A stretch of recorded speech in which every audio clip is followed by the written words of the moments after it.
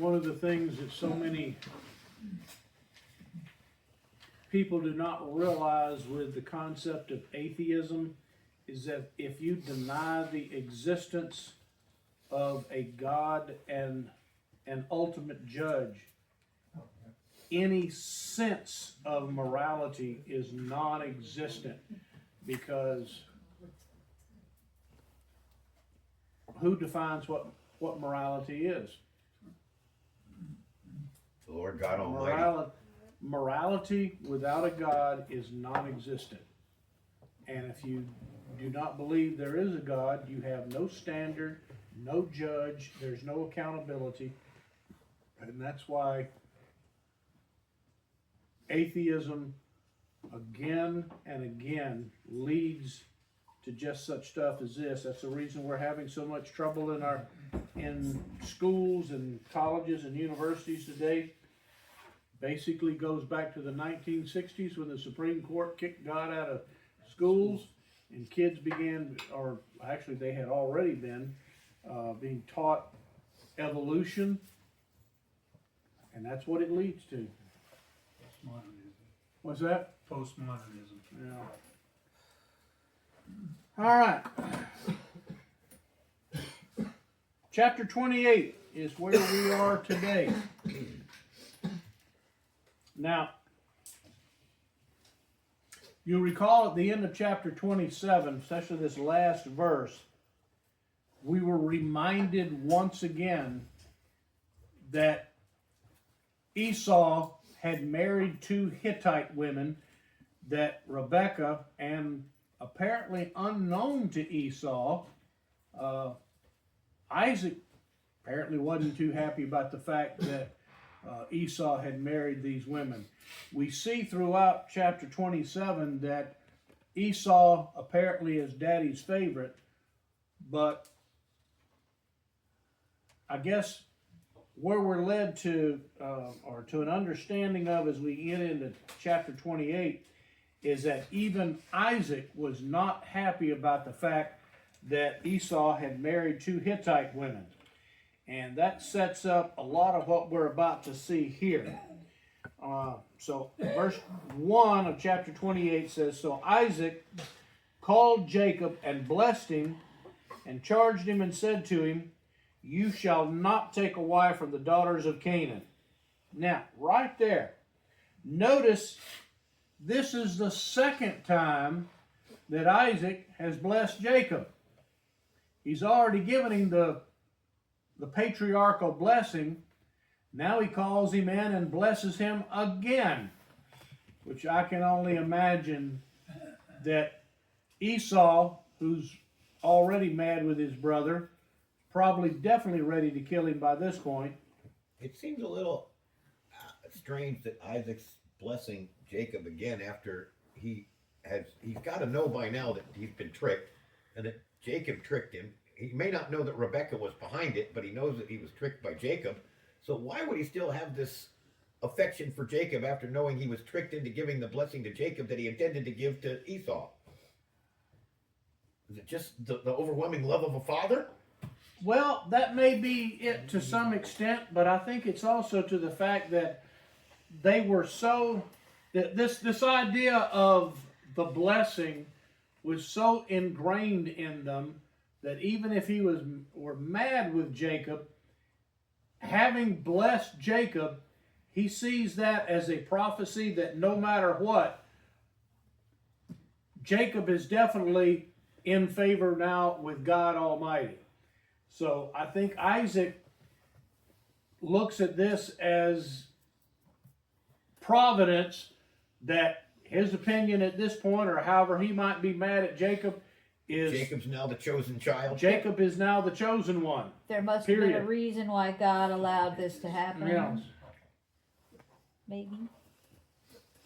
And what we're not told here, and this may be even more important than what we are told, nowhere in here does Moses ever explain to us when, if ever, as you just mentioned, that Isaac finds out anything about Rebekah's involvement.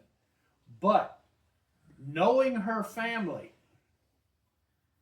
Of course, keep in mind, Isaac never met Rebekah's family, but he has now lived half his life with Rebekah. You think possibly he knows his wife well enough by this point to realize That she's probably behind it. she may very well be behind the whole thing to begin with.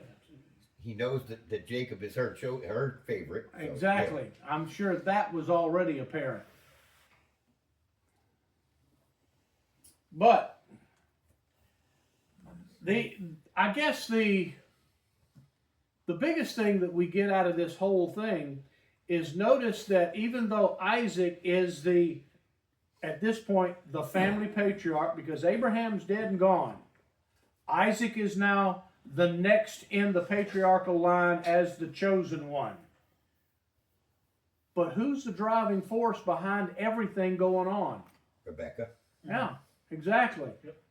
Isaac is nothing more than a puppet at this point.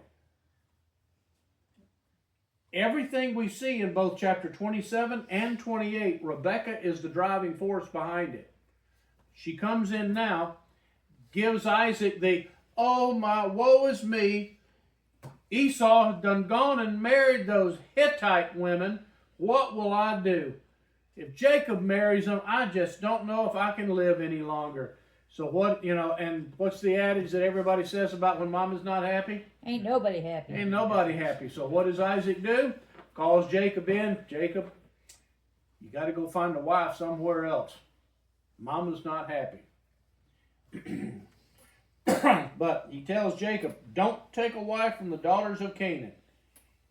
Arise, go to Paddan Aram. Now, by the way, Paddan Aram is not a city.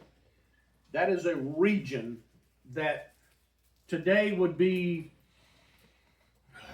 northern Syria, southern Turkey, right in the area basically where Iraq, Turkey, and Syria all come together. It's that general region in there. And Haran, which is the city that ultimately he's headed for, is in what today, what today would be probably southeastern Turkey. It says, arise, go to Paddan Aram, to the house of Bethuel, your mother's father. And from there, take to yourself a wife from the daughters of Laban, your mother's brother. Now, what would that make them relative-wise? Cousin? Yeah, tell them to go marry one of your cousins. Now, Isaac has never met Laban. He doesn't know anything about Bethuel. Now, there have been theories from various commentators that by this point, Bethuel was dead. In fact, if you read some of the Jewish commentators, you'll find that there is a Jewish belief that's in what's called the Targums, which is a Jewish commentary on the Old Testament. They believe that when Bethuel tried to stop Abraham's servant from leaving with Rebekah, because you'll recall that when he had gone to get Rebekah, they wanted her to stay for, anybody remember how long? 10 days. 10 more days. They wanted to have a party. They believe, there's no biblical evidence for this, they believe that Bethuel may have put his foot down, which is why you find that Bethuel is remarkably absent from the negotiations. When we were studying that part, you'll notice that the negotiations were all handled by Laban. But that wasn't unusual according to their customs.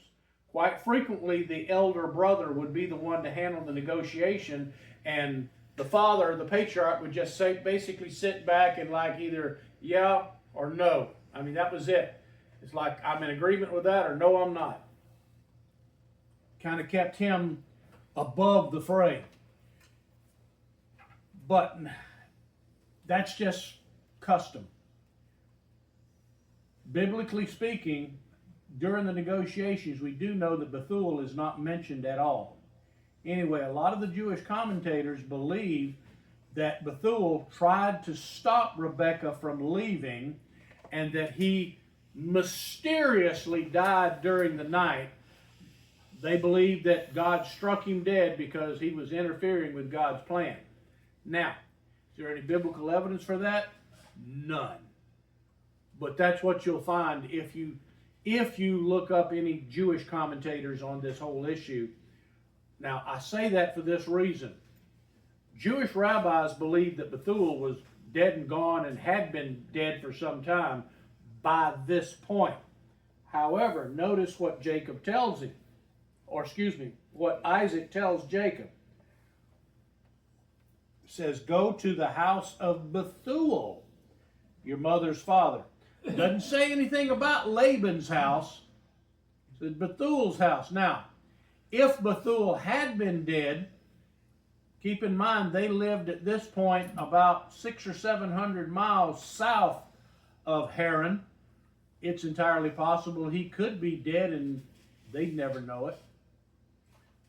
But the fact that he is still listed as the family patriarch tells me that, unlike what the Jewish rabbis believe about this, in all likelihood, Bethuel was alive when they left.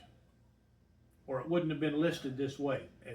It would have been the house of Laban, not Bethuel. But Laban was Rebekah's older brother. That much Isaac knew.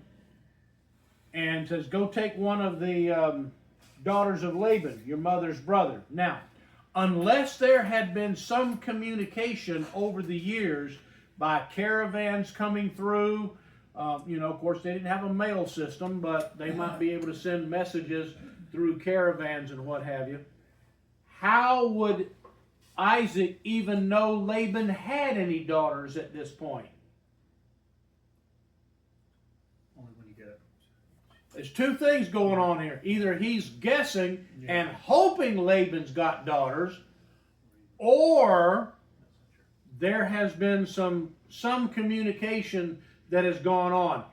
If that's the case, then they would probably know whether Bethuel was alive, and this might indicate that in fact he is still alive at this point, which is why Isaac referred to this as the house of Bethuel. But anyway, it says, go take yourself a wife from the daughters of Laban, your mother's brother. In other words, go marry one of your cousins. Now, verse 3 says, and may God Almighty bless you and make you fruitful and multiply you, that you may become a company of peoples. Now, what has he just done there? It's Abraham's, the nation. That's the blessing. It says right here in verse 1 that Isaac called Jacob and blessed him. Well, verse 3 tells us what the blessing was. That is the pronounced blessing upon Jacob. Now, if he says, may God Almighty bless you and make you fruitful and multiply you, what blessing is he passing along to him? Abraham's. That's the Abrahamic blessing.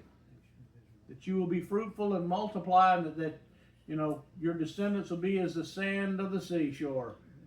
That is the patriarchal blessing he's now passing on to him.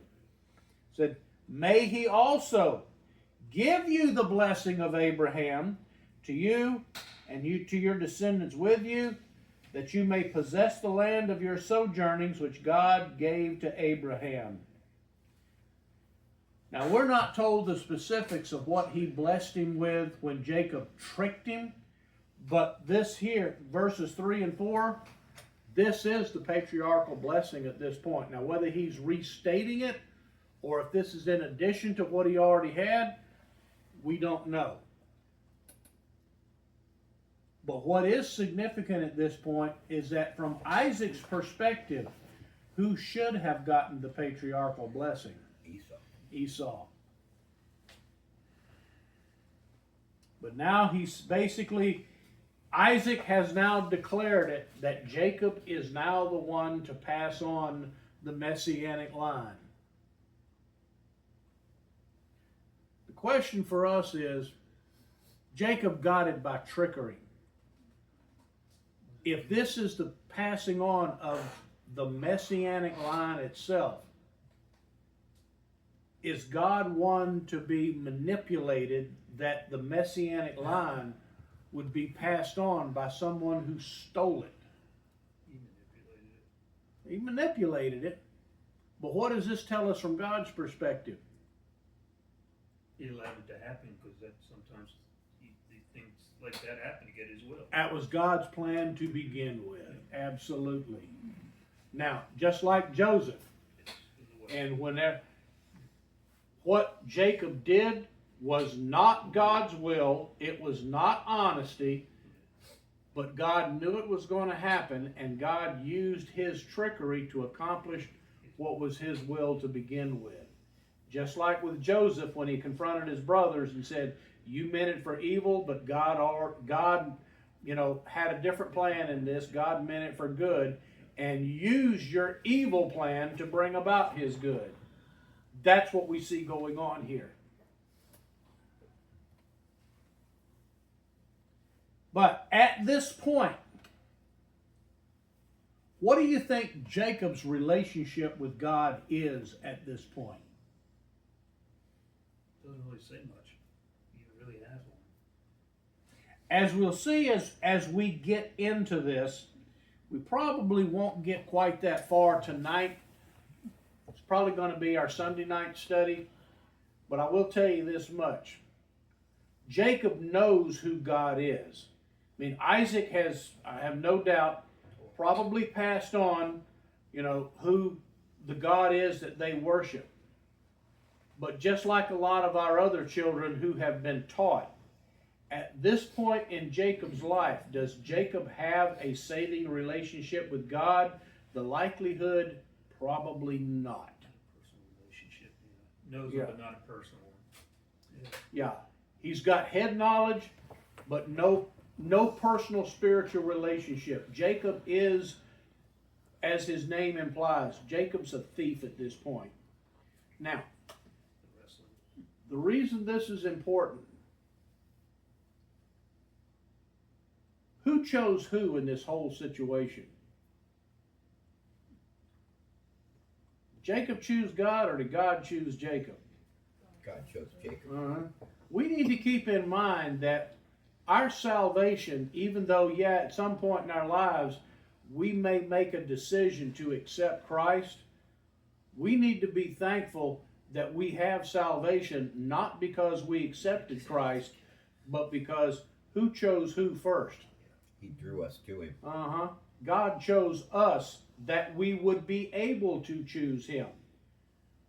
Don't say we're the elect, please. Yeah, that's the whole issue of that. Yeah, that's the whole concept of election, is that we need to keep in mind, first off, God does not owe us salvation, and two, we are not saved of our own volition.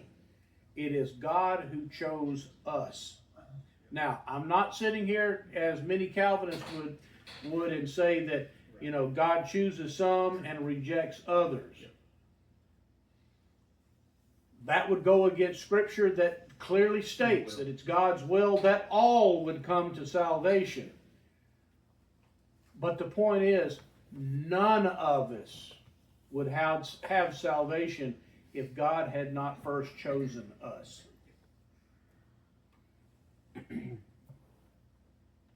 And that's what we see, and what we're going to see as we continue with this study of Jacob.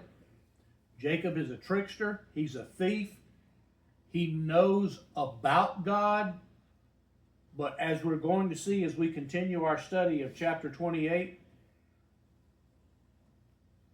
Jacob does not know God at this point. But he's going to find out the hard way as his life goes on. And I think that's one of the reasons why God allows this whole time, this 20 years working for Laban that we're going to see over the next couple of chapters, is God's going to work on Jacob's heart. The heading for the section that comes after verse 10 is Jacob's dream. So I'm assuming that God reveals himself to Jacob in a dream. Yeah. You've probably heard that story before, you just don't know. The whole issue about Jacob's ladder, that's the dream. All right. Verse 5. Then Isaac sent Jacob away, and he went to Paddan Aram to Laban, son of Bethuel the Aramean, the brother of Rebekah, the mother of Jacob and Esau. Now, once again, notice how this family relationship is described. He is Laban, son of Bethuel the Aramean. And by the way, the Arameans, the Hebrews descended from the Arameans, which was basically a group of Middle Eastern people that, lived in Syria, Turkey, that general area, which is also one of the reasons why it's so kind of puzzling. If you look at it anything other than pure spiritual, as to why there is such hatred between the Arabs and the Jews today, because the Jews descended from the same group of people. The only explanation that you can see for this absolutely irrational hatred of Jews today is nothing more than demonic. But Now, were these people related to Ishmael at all? Was it just No. So they're still coming out of the Ham. Okay. They will be later. Right, but this is still Noah's kids. Esau marries Ishmael's yeah, daughter. we'll get to that in a minute. Ishmael, I Ishmael, Jacob, Esau, all descended from that same common ancestor that produced the same people that, were and many of them still are living in Iraq, northern Syria. But anyway, my point here in verse 5 is notice how the family relationship is described. This is the family of Rebekah. Yep. Isn't Jacob related to him too? Have you ever thought about that? Isaac's related to these people. Because Isaac is the son of Abraham, who was what to Bethuel? Nephew. Yeah. Bethuel was Abraham's nephew. So he's Jacob's great uncle. But notice it does not describe Isaac's relationship to these people at all. They are Isaac's relatives. But we're not told anything about the Isaac side of the family. It's all, these are your mother's relatives. Rebekah is the central figure in all of this. Isaac's almost an afterthought here. Which again, what's the message that Moses is kind of nodding to? This comes from your mother's side. Rebekah's the driving force behind all of this. All right, now. Isn't that true though? The Jewishness comes from the mother's side, supposedly? Is there something? I sort of understood that as a kid. I didn't understand it fully. That's what a lot of them say today, Yeah, but they do say that. Okay. that has not been that's not the biblical, the biblical descendancy was all through the male. Okay, yeah. The fact that they all, talk about how they're related to their mother, that's a relatively modern culture or custom. Okay. I don't know where they got that from Yeah. because it's not biblical. Yeah, gotcha. All right, now verse 6, we switch back to Esau. Who do you think's been sitting outside the tent listening to this whole exchange as Isaac sends Jacob packing? Says, verse 6, now Esau saw that Isaac had blessed Jacob. Well, do you think he was in the room, or you think he was pulling a Jacob and standing at the tent of the door listening to all There's this? a lot of eavesdropping going on in this Yeah. family. A lot of sneaking around going on here.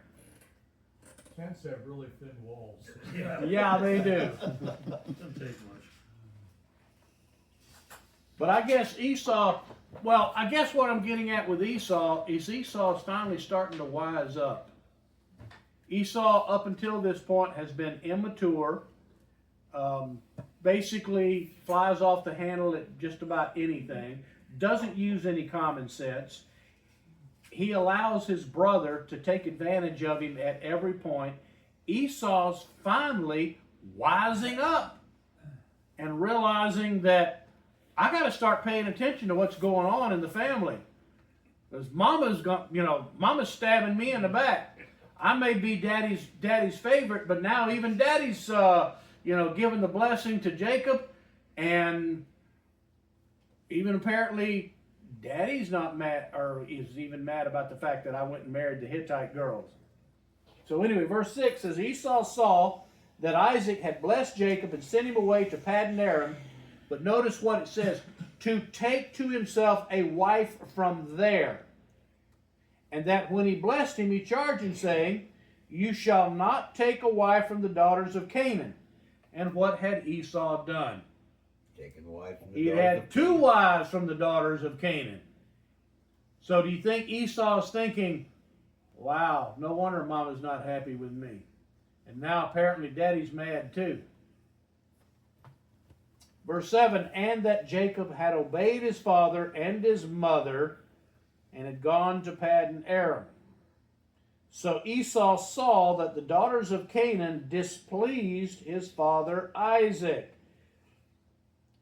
So Esau's finally starting to see that even at this point, he may not be the favorite in any stretch of the imagination anymore.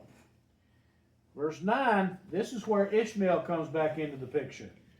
Esau went to Ishmael and married besides the wives that he had. Notice it doesn't say he got rid of or divorced his 2 Hittite wives.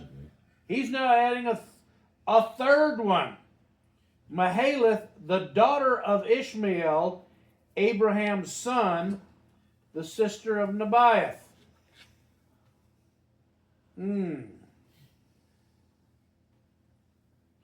Strategic. What's that? Strategic, Mm-hmm. not spiritual.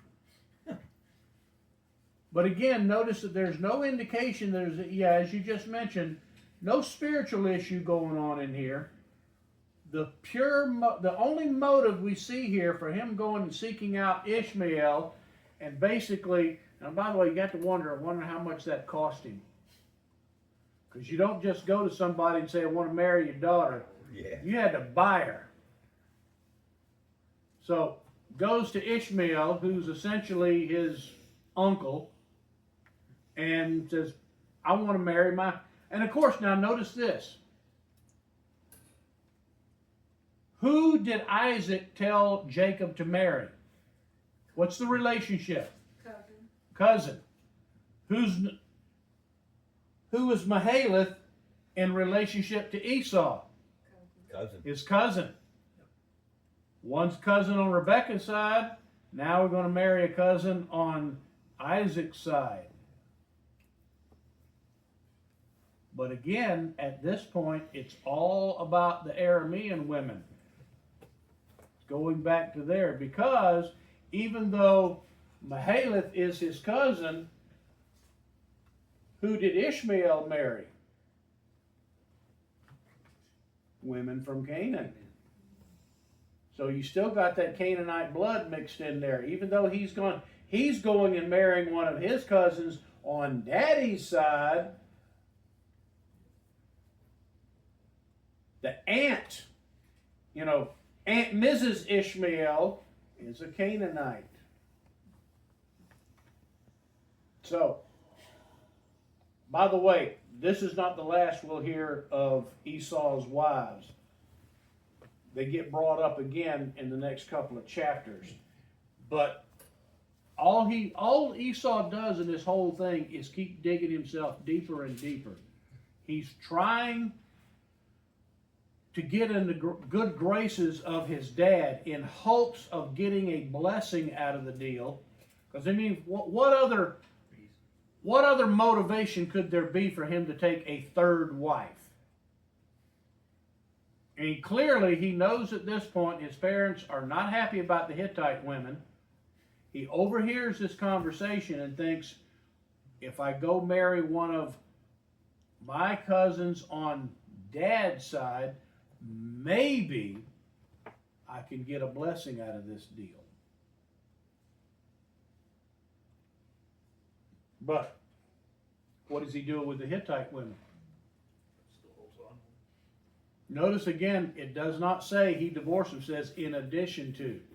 So now he's got 3 wives, at least, By the way, we'll find later he's got at least 4, because he adds more to it later on down the line.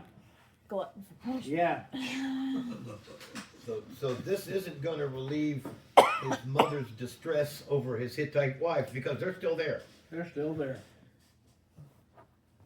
And the extra wife he did marry, Rebecca's not related to them. These are Isaac's nieces. See, what do you think she thinks about those? Bad. Yeah, that's not going to satisfy Mama. Sure they know all about Ishmael. What's that? I'm sure they know all about Ishmael. Oh yeah. But the upside is why you think he would have sought out Ishmael, because, well, one, he's not going to go all the way chasing after Jacob to, all the way to Laban, because he's wanting to hang around. Other thing is, what did he and Ishmael have in common? Hunters. Yeah, they both had the same occupation. They're both hunters. So do you think somewhere out in the woods as they're hunting, you think maybe at some point Ishmael and Esau may have crossed paths more than once? He may by this point have actually known Ishmael fairly well. We don't know that, but there's a good possibility. All right. We're going to take a break there and pick up with verse 10 on Sunday. Questions this evening? Bruce? Could you refresh my memory of how Sarah related to Bethuel's family?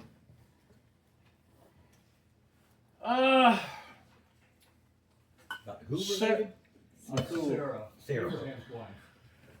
I think Sarah and Bethuel were.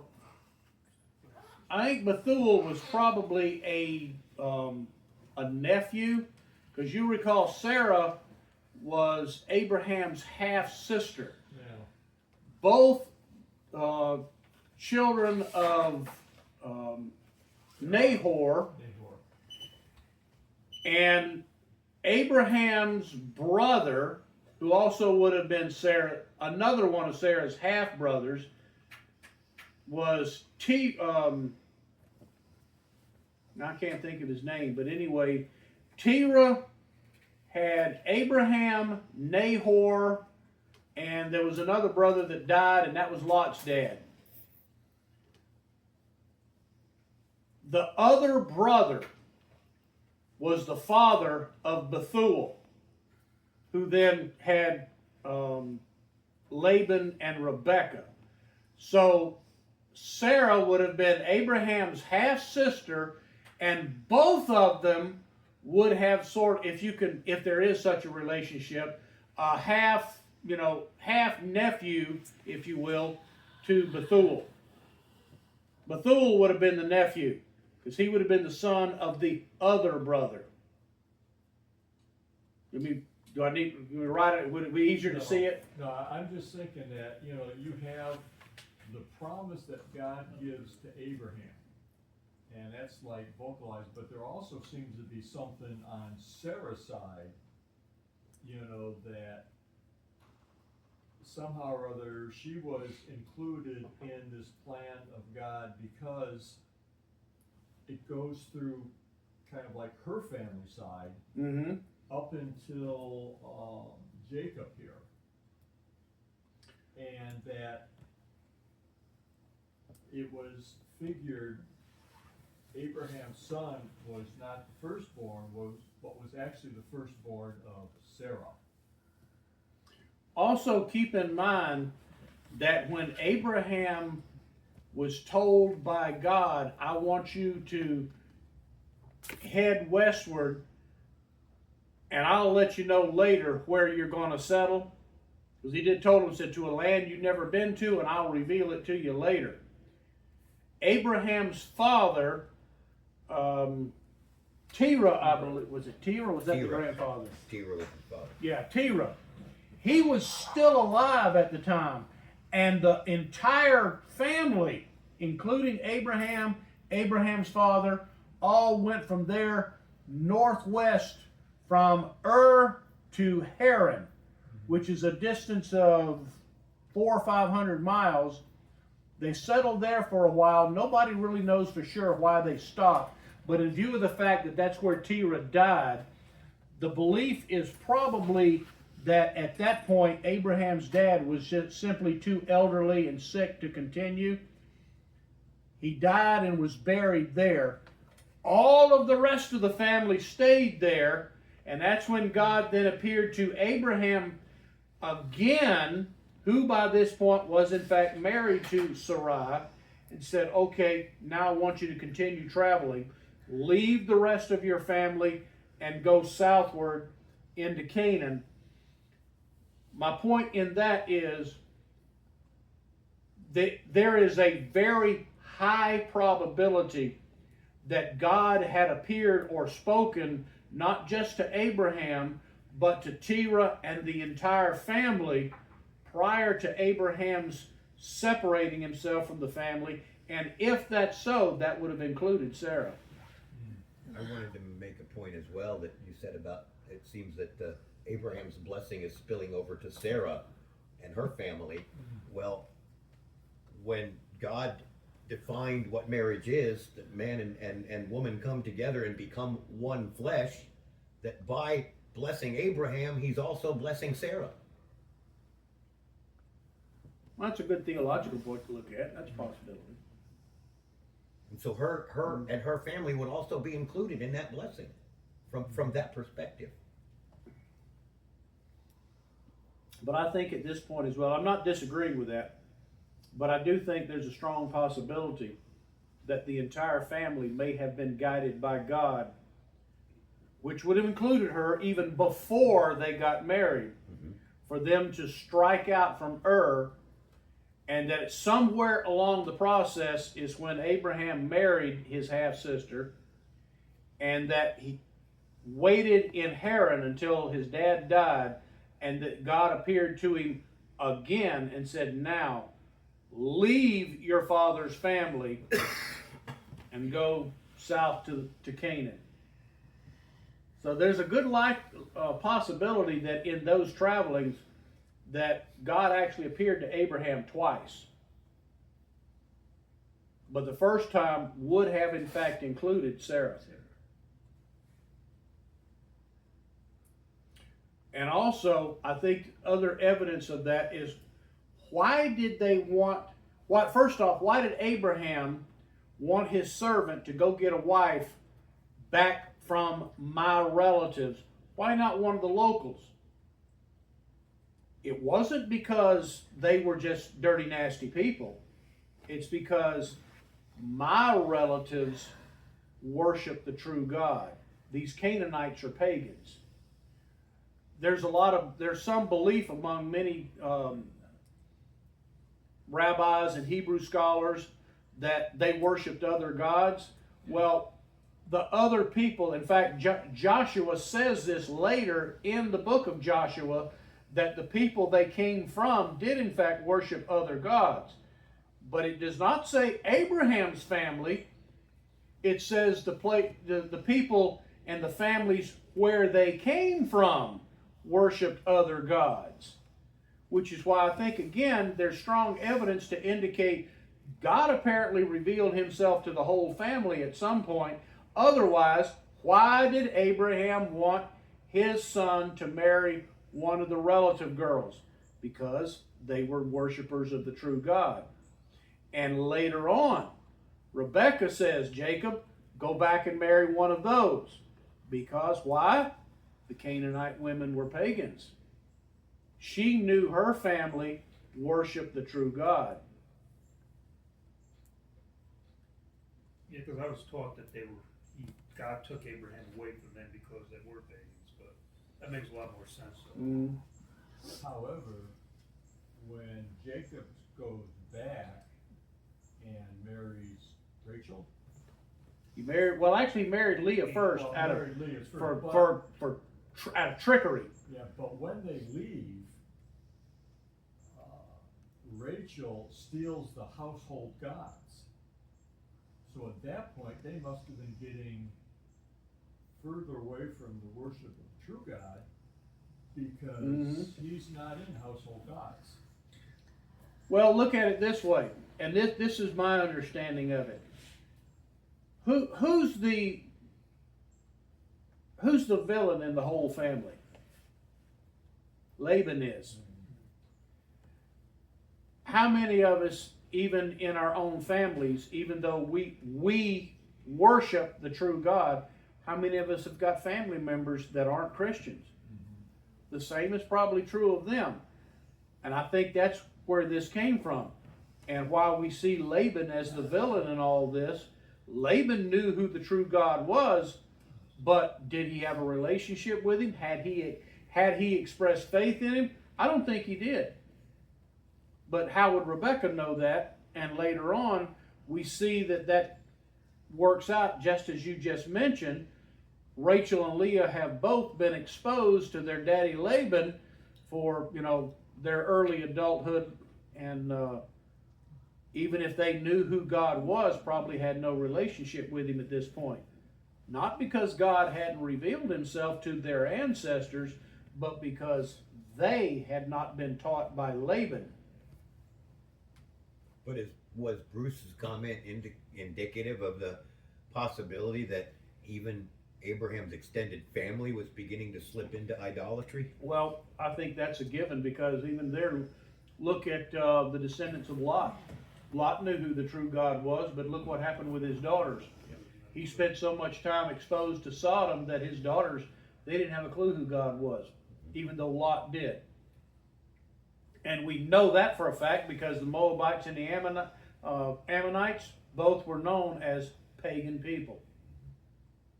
It only takes one generation to get away from true worship. That's all it took in the wilderness. Yep. And I think we see that again and again. It happened between Lot and Lot's daughters, and I think that's exactly what happened between Bethuel and Laban. Bethuel was a worshiper of the true God. Laban, on the other hand, probably not so much. And that's where you get the household gods with Rachel.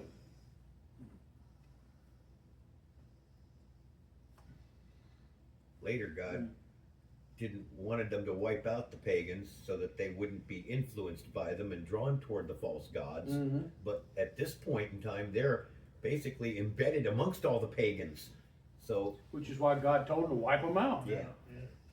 But what I mean is that they're falling into that temptation to be, drawn toward the false idols and the false gods because they're completely surrounded by them. Yeah, I think there are several times that we see that there's from one generation to the next a backsliding into paganism. Anyway, any other questions? All right. Merrill, would you lead us in prayer?